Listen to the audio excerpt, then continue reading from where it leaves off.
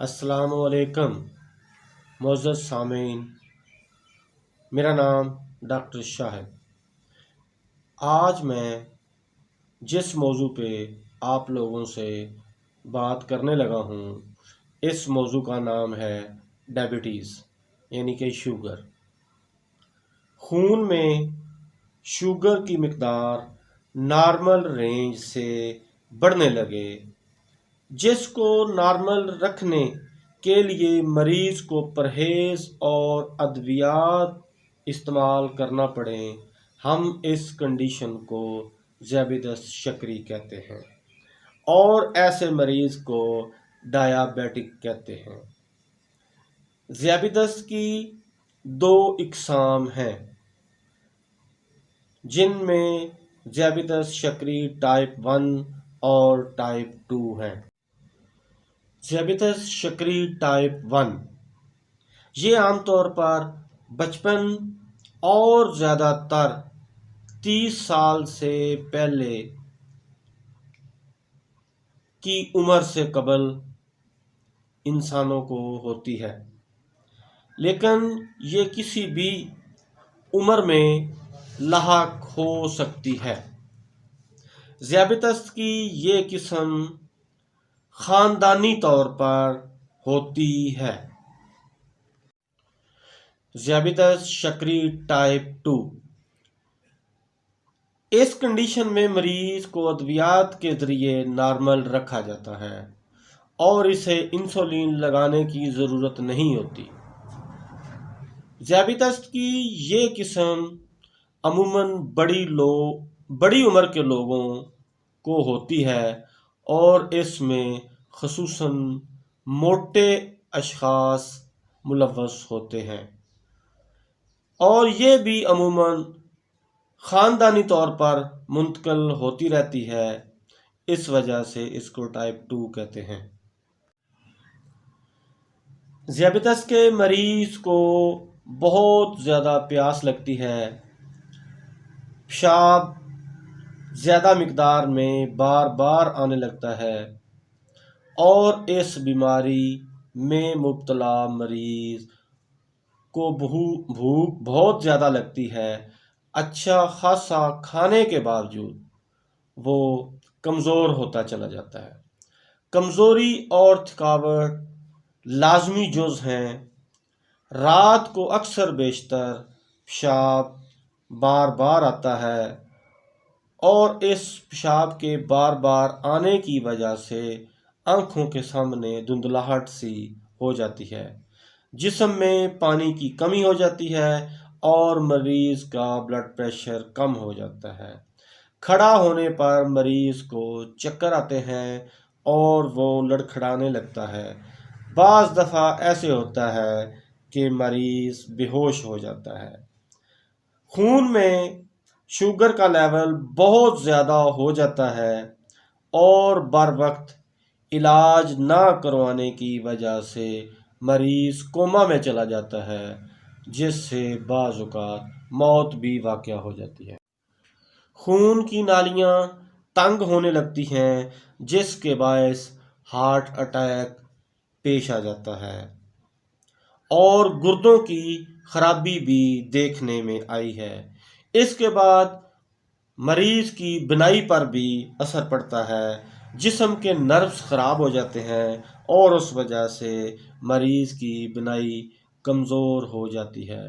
اکثر اس کے ہاتھ اور پاؤں میں چونٹیاں سی رینگتی ہوئی محسوس ہوتے ہیں، جس کی وجہ سے اس کے پٹھے بہت زیادہ کمزور ہوتے ہیں۔ آنتوں میں خون کی نالیوں کو کنٹرول کرنے والے نروز وہ بھی کمزور ہو جاتے ہیں اور مریض کو دست آنے لگتے ہیں۔ مریض کی جلد کی خصوصی علامات ہیں۔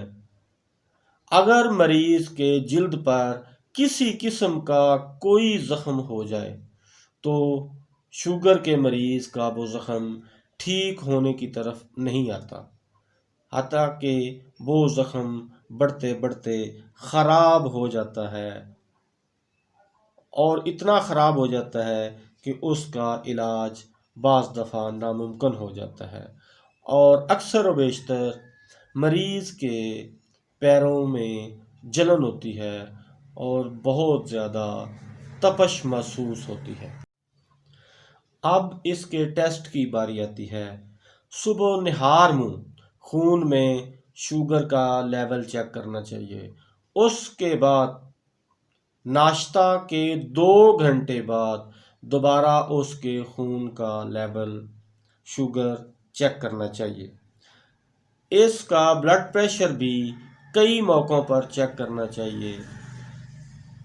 خون میں شوگر کا لیول اگر بڑھتا جائے تو یہ شوگر کی تشخیص میں بہت زیادہ معاون ثابت ہوتا ہے۔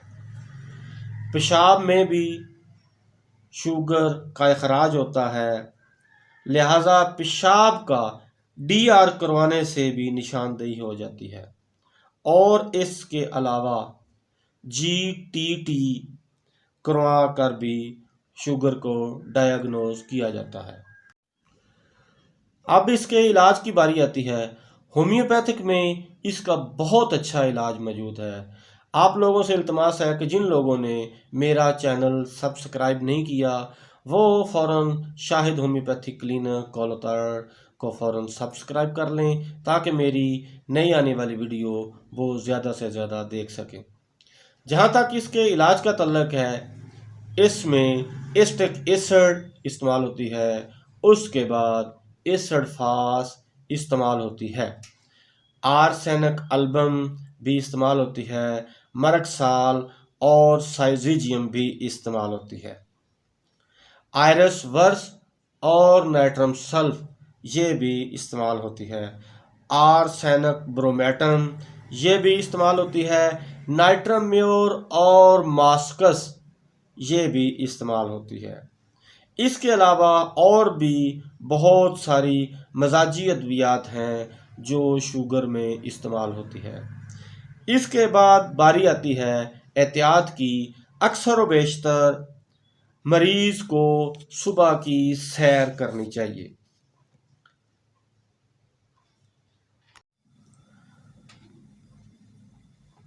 مریض کو زمین کے نیچے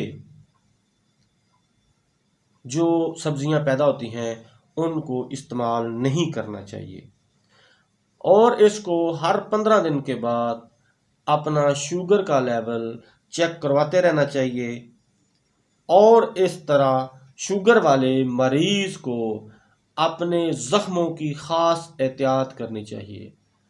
ہاتھوں اور پاؤں کے ناخن کاٹتے وقت اسے ہمیشہ احتیاط کرنی چاہیے تاکہ کوئی زخم وغیرہ نہ ہو جائے، خصوصاً پاؤں کے ناخن کاٹتے ہوئے اسے بہت زیادہ احتیاط کرنی چاہیے تاکہ ان پر کوئی زخم نہ ہو، اور اپنے پاؤں کو عموماً پانی کے ساتھ دھو کر خشک کر لینا چاہیے۔ ذیابیطس کے مریضوں کے لیے ایک جرنل سا نسخہ ہے جس میں لائکوپوڈیم 12x، نائٹرم سلف 6، برائی اونیا 6x، ایسڈ فاس 12x اور یورانیم نائٹریکم 6x استعمال ہوتا ہے۔ یہ ایسا نسخہ ہے جو حضرات علامتوں کے کسی جھنجھٹ میں نہیں پڑنا چاہتے وہ اس نسخہ کو استعمال کریں اور شوگر سے نجات حاصل کریں۔